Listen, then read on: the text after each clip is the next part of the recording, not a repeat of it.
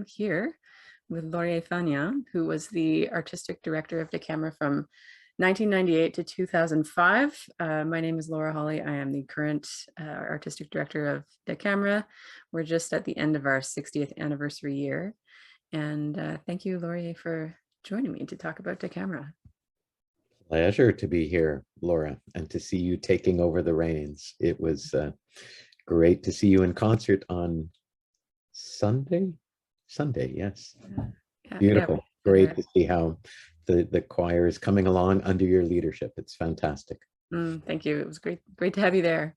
The first question I have is, when you started with DeCamera in 1998, what was it like, the choral scene in Edmonton at that time, and what was your own musical and choral career like at that time?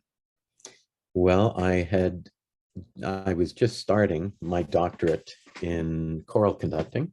The two coincided, and I had been conducting Chorale Saint-Jean from what is now Campus Saint-Jean, was then Faculté Saint-Jean, for 2 or 3 years by that time. I had finished my studying in Quebec. I had done a master's in vocal pedagogy and was just starting my, I don't know if you'd call it a career then, but my studies in choral conducting. I had never really conducted before starting my studies. I had done a little bit with the church choir, but was pretty confident as a voice teacher and a vocal pedagogue. And I loved conducting. It was just such a great way of artistic expression and of feeling of community, and of mixing my knowledge of the voice and of teaching the voice. It was just kind of a perfect storm of things that went together. So when I started my doctorate, the position became open and I answered the call, and they didn't hate me, I guess. So it was a very full time of year. What was it like for me then? It was full time of life, I should say. I had 3 very young kids. I was teaching full-time at the university and conducting Chorale Saint-Jean and DeCamera. It was nuts. I don't know how I got through it, but I did, and it was fantastic. So starting of DeCamera, I really cut my teeth, my serious musical teeth, with DeCamera, because Chorale Saint-Jean, when I started them up, was a much more casual kind of choir. We did a fair bit of classical music, but we didn't do any large works at that time.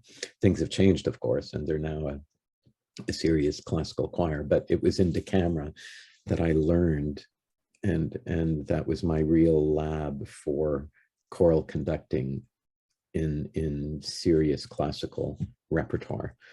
And I loved it. It was great, and people were very receptive, and it was fantastic. The environment in Edmonton, there were fewer chamber choirs at that time in 1998. The doctoral program in choral conducting was fairly new at the university. I think I was the second one, or Ardell and I were 2 and 3 to go through that program. And since then, many people have gone through the program, both the master's and the doctoral program. And that kind of creates and has created an incredible synergy and abilities among choral conductors, because they come here, they get trained, they start a family here while they're studying, and they want to stay. And Edmonton has such a vibrant artistic and choral scene that they want to stay. And so many fine chamber choirs have popped up because of this. At that time, that wasn't the scene yet. So DeCamera was one of few, and is now one of many. Still a fine choir for sure, and stands up very well. But at that time, it was one of fewer chamber choirs around, and was fantastic to be able to lead such a great group. I want to pick up on something you said about how the choral conducting just felt so right away. And I was wondering if your, specialized expertise as a vocal pedagogue, if you felt like an immediate connection to the conducting gesture, like was that kind of informing what you were doing right away? Um, I and think so, and I hope so.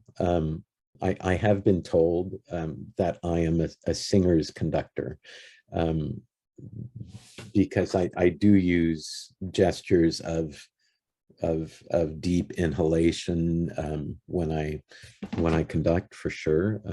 You don't see much of that when I conduct, and I just think that intuitively feeling how the voice and knowing how the voice should work, I try to model that in my conducting, whether it's the breathing or the feeling of sostenuto in phrases, and the gesture of the, not the tension, but the resistance in the yeah, gesture in the arms needs to give that feeling of I would say more than legato. I always think sostenuto is just legato on steroids. It's a little bit more of that carrying through of vibrancy and resonance.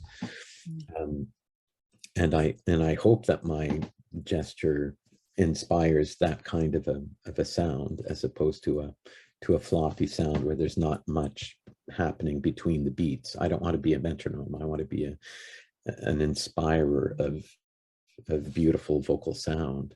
yeah. I mean, And that sounds like the perfect complement for a choral conductor, to be a singer's conductor. That's kind of ideal. well, when you've got a bunch of singers in front of you, it's Yeah.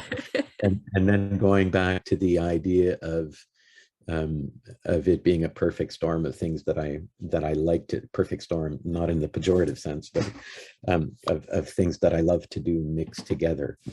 I mean, when you're working with a singer and you're a voice teacher, that's super rewarding. And when you hear differences, but when you put that together with 40, 20, 40, 60 people, and you hear the collective difference that can be made in a sound in a matter of minutes, it's pretty exciting. Yeah. And it became almost like a drug to me.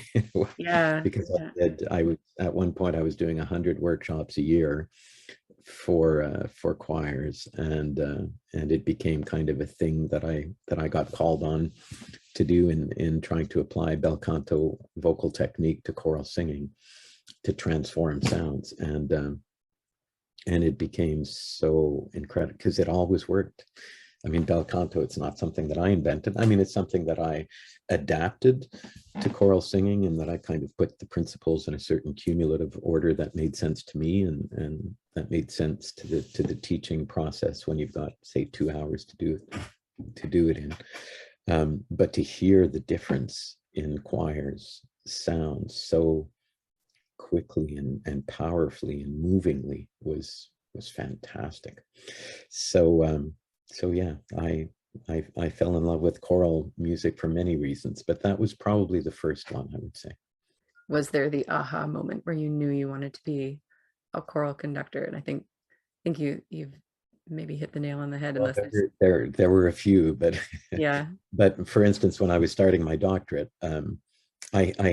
I had never taken any training in choral conducting before, so it was kind of strange because you're starting this ultimate degree without having had any training in that particular thing. I mean, I had a Bachelor of Music in vocal performance and a master's in vocal pedagogy, so I knew musical and vocal things, but I had never done this before.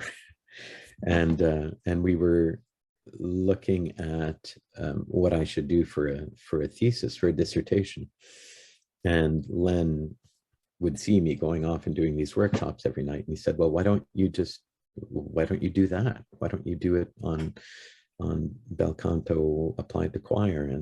And I said, "Yeah, that makes sense. Although I can't just say, listen, it's more beautiful." So that's when I applied to IRCAM in Paris, the Institute for Research in Musical Acoustics, Mm. which is this mecca mixing of physicists and engineers and musicians to come up with scientific ways of dealing with music and acoustics. And so they wrote me many programs that helped to analyze choral sound that had never really been done before, in terms of looking at singer's form, at the difference in singer's form between before bel canto and after bel canto, looking at differences in intonation in the four separate parts and splitting apart the four separate parts, and looking at difference in spectrograms in harmonics, and that was so much fun. So that was one of the things that got me turned on to, again, that mix. But I had another one around the same time. I was doing a workshop, or a series of workshops in Quebec for the Alliance Chorale du Québec, in what was called their Forum des, was that what it was called? Forum des Chefs de Chœur, yes, Choral Conductors Forums. And I was the invited guest for that. I was giving 4 workshops, I think, a couple of them on vocal technique, and then on acoustics. And so I had finished my 4 sessions, and at the end of my last one, this man, a very distinguished looking man of a certain age, as we say in French, we try to be diplomatic, came up to me and said, "Laurier, you have just answered every question that I've had on The Voice for the last 40 years. What are you doing tomorrow morning?" This was Saturday, late afternoon. And I said, "Well, I'm finished. I'm going back to Montreal to take my plane back late in the afternoon." He said, will you come and conduct my choir at church tomorrow morning?" And I went, and it was in Montreal, and I went, okay. what choir are we talking about? And he said, La Cathédrale Notre-Dame, La Basilique Notre-Dame, sorry. So Notre Dame Basilica. No big deal, yeah. I just looked at him and I went, "You are Jean-Pierre Guindon? You conduct the Notre Dame Basilica professional choir?" He went, "Yes, and I want you to conduct it tomorrow morning." So he gave me a ride back to Montreal. This was just outside of Quebec City.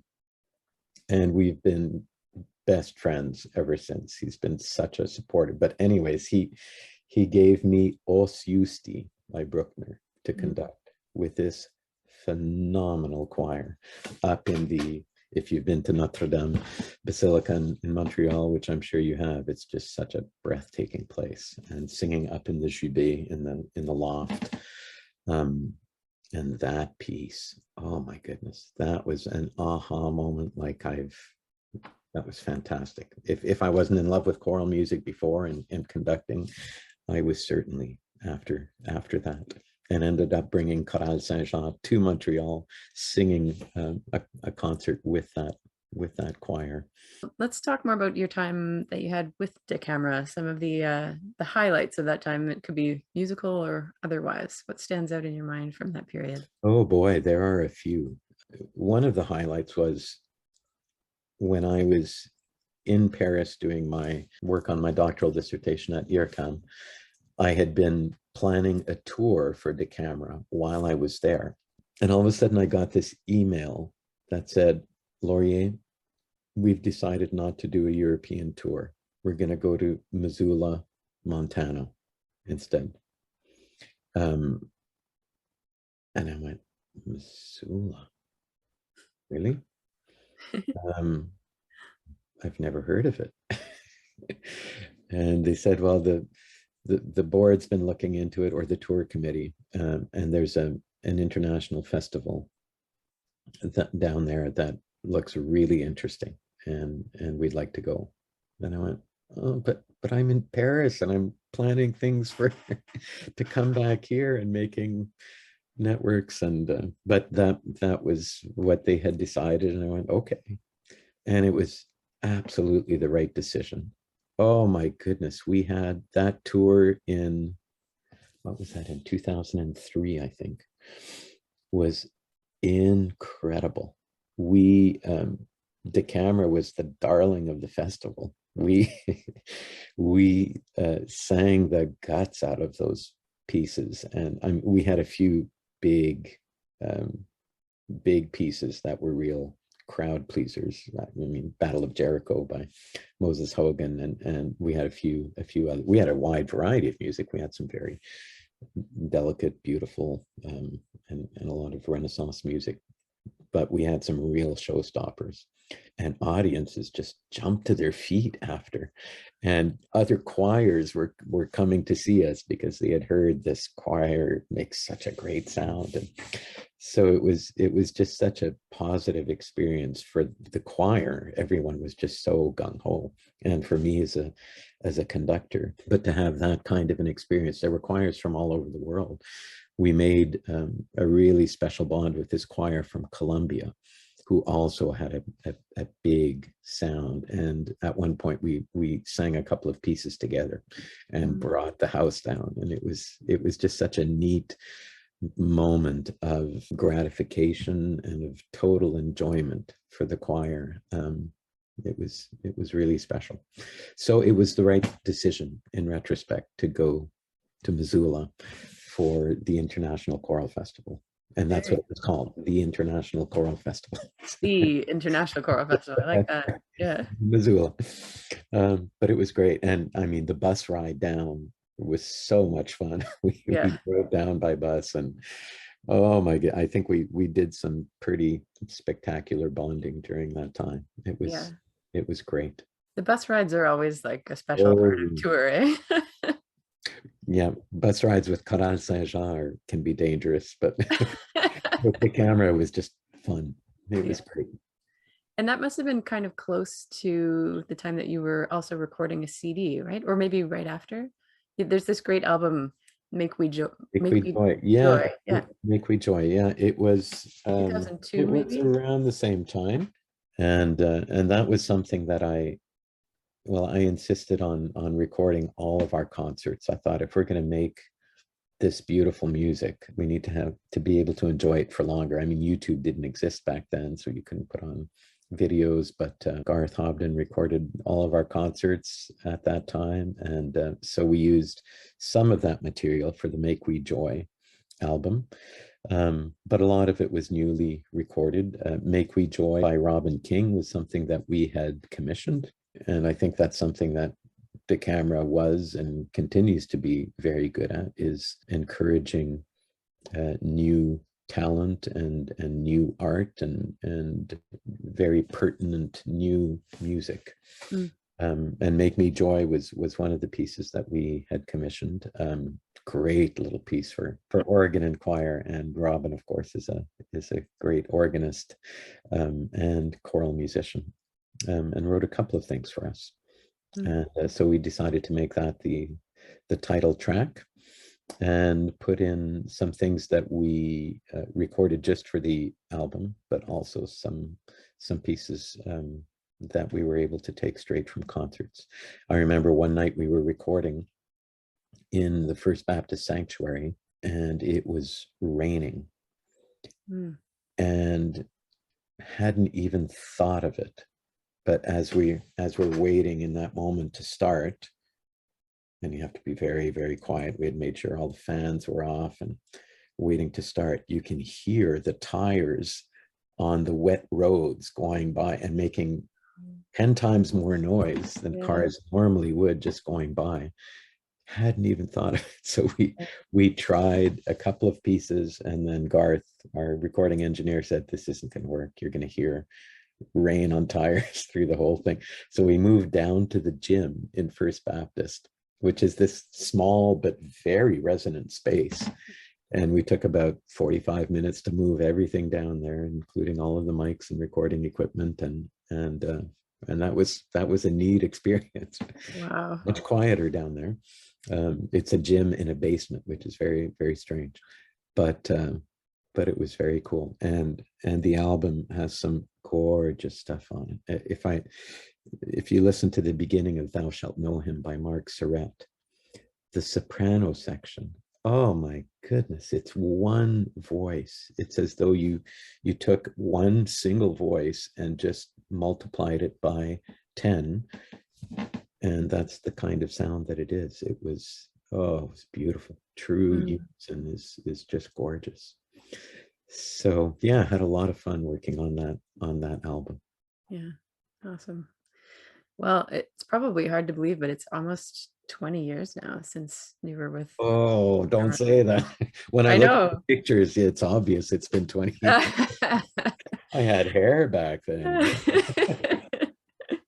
I was wondering if you could just talk a little bit about your musical activities. I mean, I don't know how you can sum up the past 20 years. You're a busy man, but tell us what you've been up to since leaving Decamera in 2005. Okay, so you want a little bio of the last 20 years? Oh boy, I'll try and make this quick, but The choral journey to yeah. choral Well, timeline since then. I'm currently president of Choral Canada, which is the National Association of Choirs and Choral Conductors, if we can call it that. And during the pandemic, I took over just after the pandemic had started.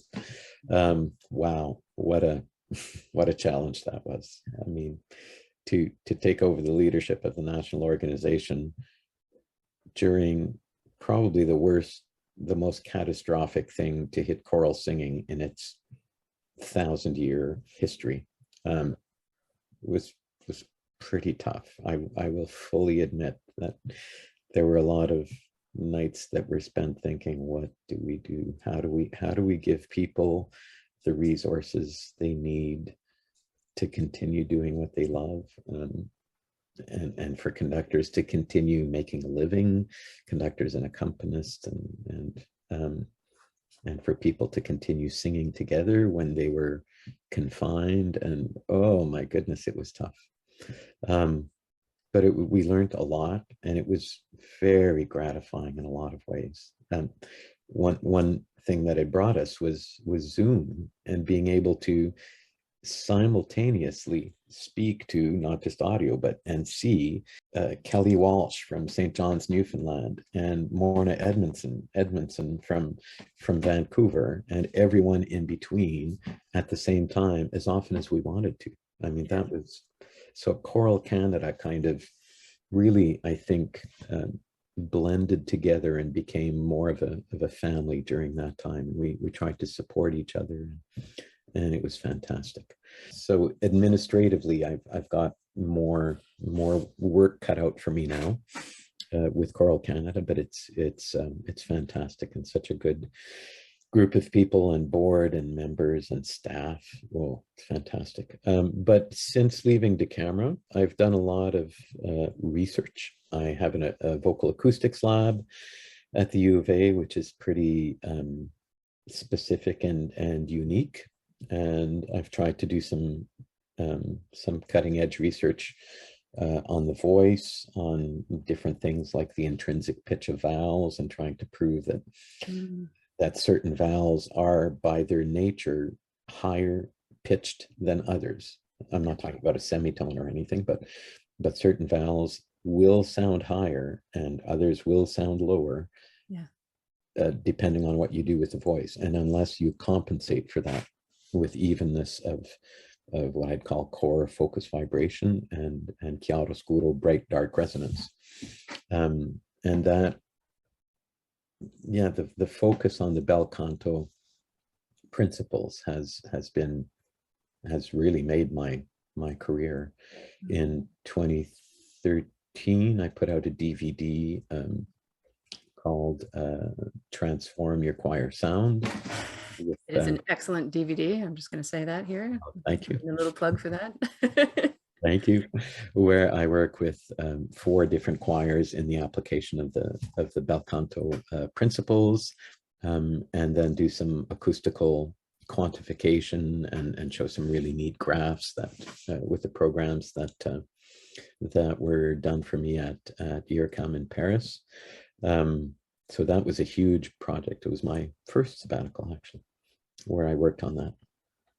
And that's been really great. I've been doing a lot of guest conducting as well, in some really neat places, a lot in Quebec.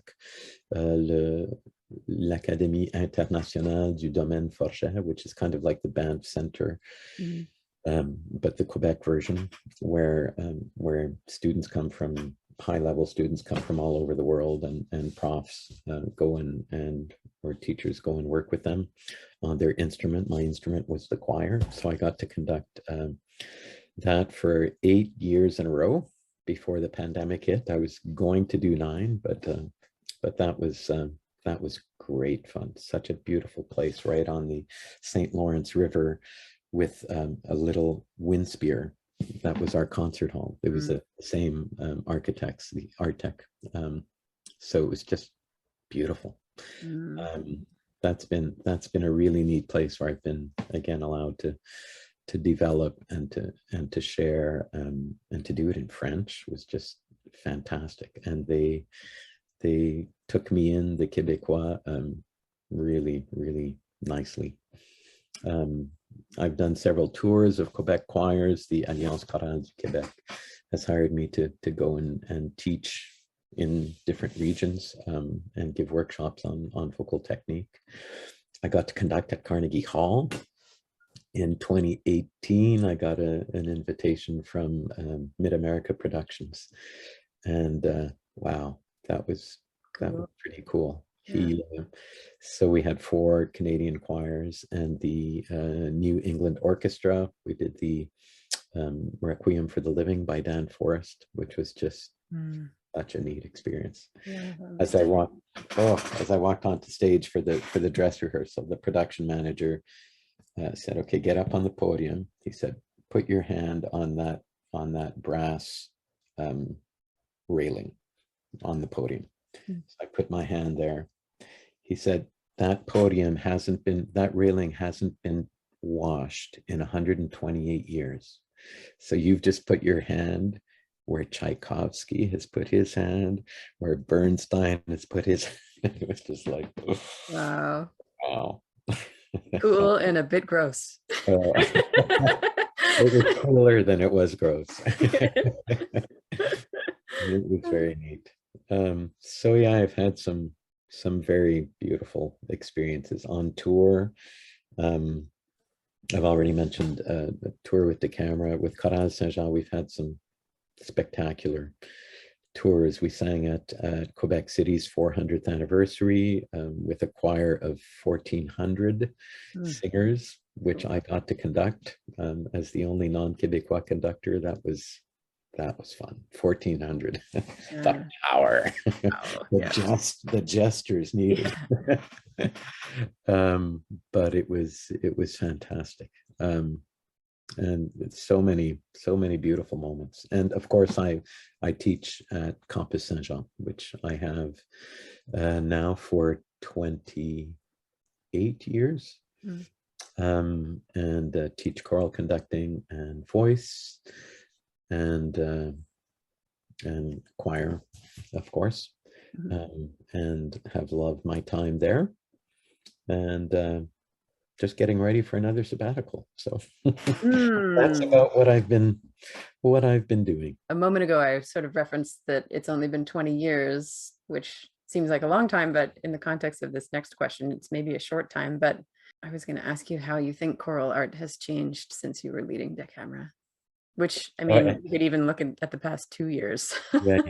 Yeah. I think, a lot, there's been so much in the past 20 years, hasn't there? Yeah, absolutely.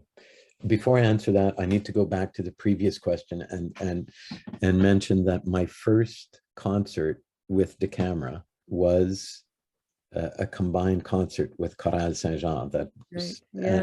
And the De Camera board had asked me, or had mandated me to increase their audience. I think they just brought me along because I was French and they knew I knew a lot of people, and that's why I was yeah, I'm sure that's the only reason. So they said we typically get 150, 200 people at our concerts, and we'd like more. And I said, okay, I'll see what I can do. So the first concert we had 1,200 people. They went, okay, yeah, we like this. Because I had put it together with Chorale Saint-Jean, and we had rented the wind spear, and it was a big deal. It was great fun. That's awesome. And then it was so nice this Christmas. So that would have been 1998. Mhm. So what, 24 years later, to bring the two choirs together again under the camera, under your leadership, and Choral Saint-Jean under mine, and having several people who had been at those two concerts in each ensemble, and not 80% or anything, but there were several in each choir, and to still have that feeling of camaraderie, and you conducting both choirs and me conducting both choirs, it was just such a right feeling of It was such a nice concert. Yeah. of what choral singing should be, and collaborative and beautiful. And it was heartwarming for me too, having, like, as a newcomer here, accompanying at Camp Hihoha when I first moved here, was one of the first musical. accompanying Choral Yeah, to yeah. accompany Choral Saint-Jean. That was one of the first things I did after I moved here. So I think, Well, as soon as you told me you were moving, I just went, let's get involved here. you were surprised though. I remember at one moment early in the rehearsal, you looked over and you went, "She can play." Do you remember that? I went, "Good." Okay, I passed the test. Yeah. You could play. You can play. You're a very talented girl, Laura. Woman, young. Oh no, very I'll take it, talented girl. conductor, accompanist. Let's take gender out of it. I don't mind. I'm coming up on my 40th birthday, so if you want to tell me, use the word girl, I feel like Okay, you're girl. good about that. Yeah. So now that brings me back to the question that you just posed. How has choral singing changed in the last, or since I've left the camera? I mean, one of them is choral singing has, I think, especially in Canada right now, new music is being very encouraged and celebrated, and partnerships and collaborations between choirs, conductors, and composers are happening all over the place. This is true of, I mean, your last concert de camera, with the camera on Sunday, Stuart Beach was there, and he had come the day before and worked with the choir. And I know that's certainly not the first time that the camera has done that. And Choral Saint-Jean, we just premiered 3 new pieces a couple of weeks ago as well. I think that is much more common. Procoro does it all the time and has composers in residence. I think that was certainly not a thing 20 years ago, to have a composer in residence for a choir, or was much less a thing anyway. I think COVID kind of encouraged that in a way, because we couldn't sing together. So let's make music in other ways. And also to encourage composers to keep doing what they do, because their work is vital to us, and is the seed and the flower of what our art is. Love that. That's so poetic and inspiring, the way you put that. Well, maybe it's the soil and the seed, and then the performance and the work on the piece is the flower that shows the culmination of the whole process. So that has changed. Well, let's get back to what I was saying about gender. I think that has changed as well. Our perception of the choral conductor being the dictator, and the men being men and the women being women, and referring to them that way. I remember I conducted a choir in a city in the East a few years ago, and it was a choir that was where there were many gender fluid singers, I would say. And just out of habit, I mean, I've worked with hundreds of choirs, so I just have a habit of men, women.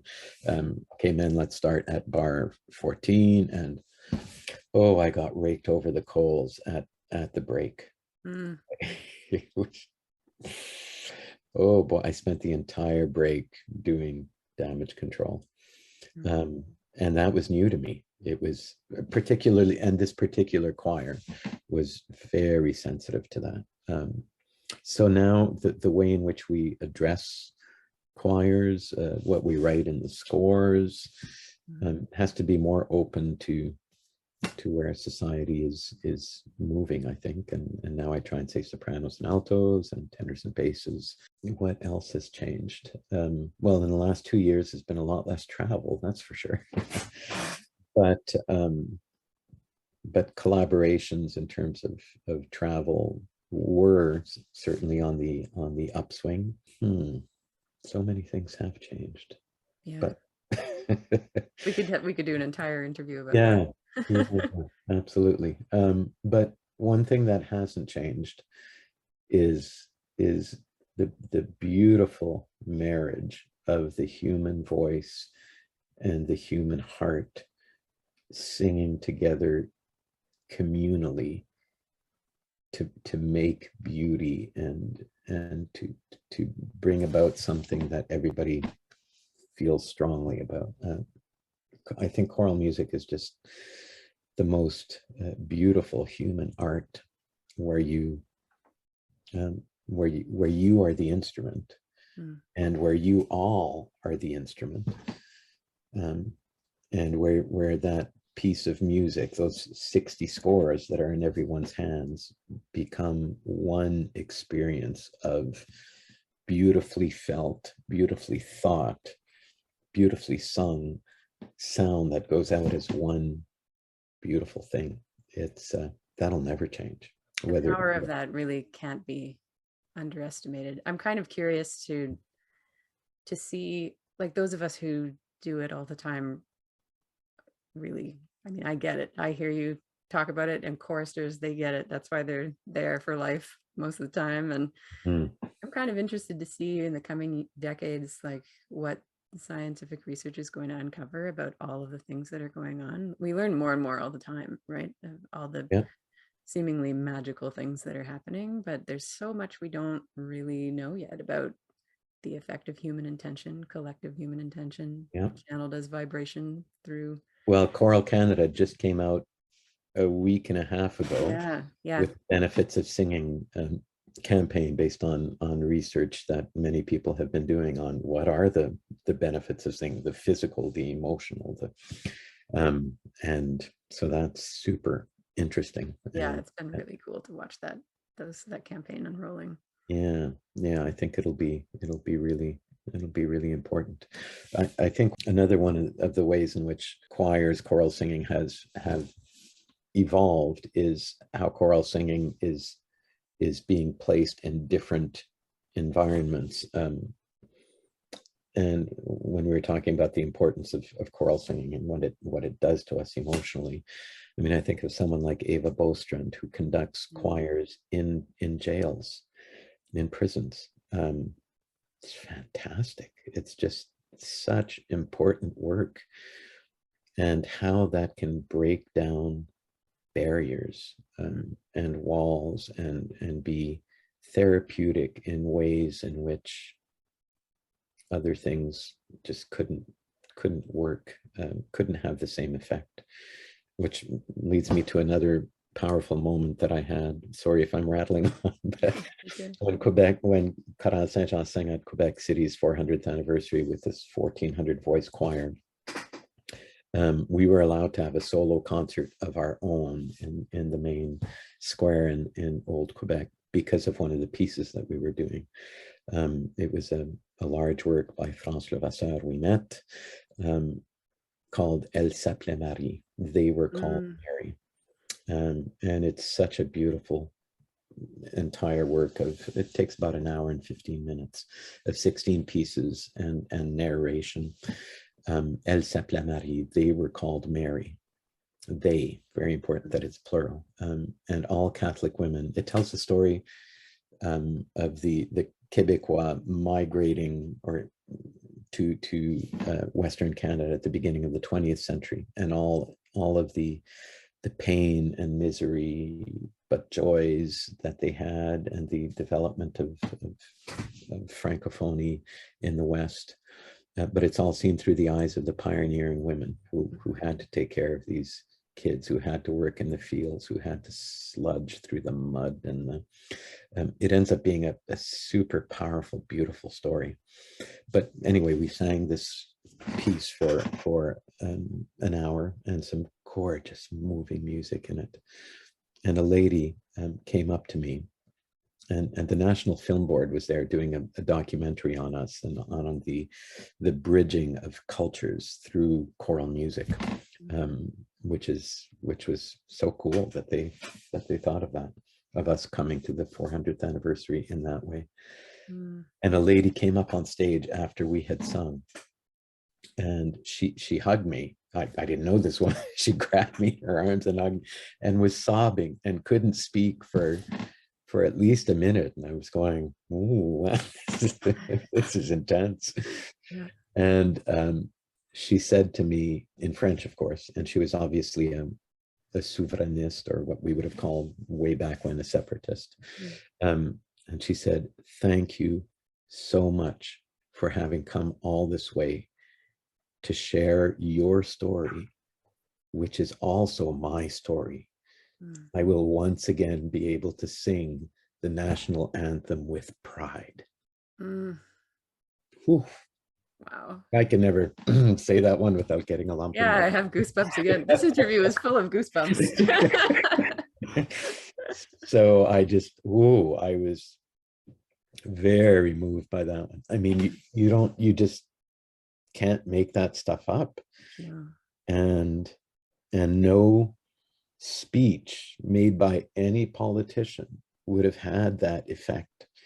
But because it was a story that was sung by human voices, and that had the power of music behind it, and the power of the human voice that sits on top of the human heart and guts,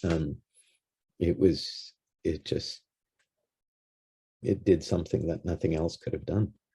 That really like sinks into me as a composer to hear something like that. Like when you set a text to music, Yeah, sometimes it becomes even more true, you know, and yeah. the way it spreads it out over time, and the way it animates the words in maybe a new way, or maybe highlights them. I mean, you can't really know unless you're working directly with the poet, I guess, but there's a responsibility there, because it can There be is. really, really powerful. Absolutely. I was watching a documentary on the Armenian earthquake many years ago, I think it was in 87, 89. And one phrase from it stuck with me, and it pertains to what you just said. There was a woman who was holding her son who was killed in the earthquake. And it was a documentary on the effects of this earthquake, and she was speaking, and all of a sudden she started singing and moaning, and then it became a song, and the section was called "On chante lorsqu'on ne peut plus parler." We sing when we can no longer speak. And I think it's that idea of song comes from a deeper place than speaking does. And when you as a composer set words to music, and then it's brought to life by the human voice, which is certainly the most expressive and flexible and responsive of all instruments. Wow, it's magical what the result can be. Oh, this has been a really inspiring A really conversation. long interview, sorry. No, it's good. It's so good. There's so many great things to reflect on, and, you know, just be inspired by it. It's so nice. But before wrapping up, I did want to ask if there were any final comments you wanted to share.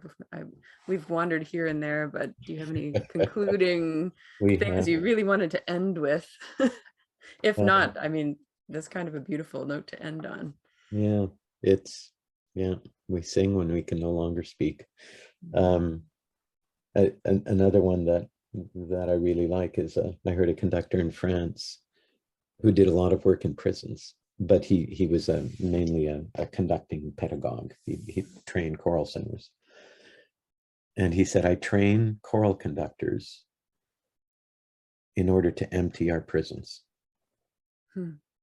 Because he felt that if we all sang together and if we were all in community, we just wouldn't want to do the horrible things that humans can do sometimes. Yeah. And I really think that choral singing has such a healing effect on humans, and conducting and composing, and the whole environment of choral singing is an important one for humanity. It's not just an entertainment kind of thing. It goes a lot deeper than that. And I'm just very glad to have been involved with it for the last almost 30 years now.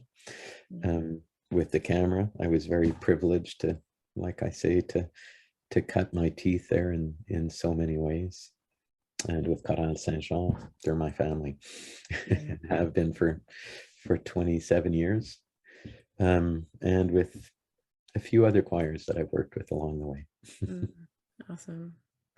Well, thank you so much. This has been really, really great. Thanks for the time. I know you're so busy, especially right now with Podium coming up. The conference is coming up. It's going to be great for everyone to get so together on a national level again. Oh, can't wait. Yeah. I can't wait to see you there and to be able to do some networking with all of our colleagues that we miss. Yeah. Thank you so much. This has been a pleasure, and Laura, bravo for your fine work you're doing with the camera. I could, although I didn't pass the baton directly on to you, John was in between for many years and did a great job.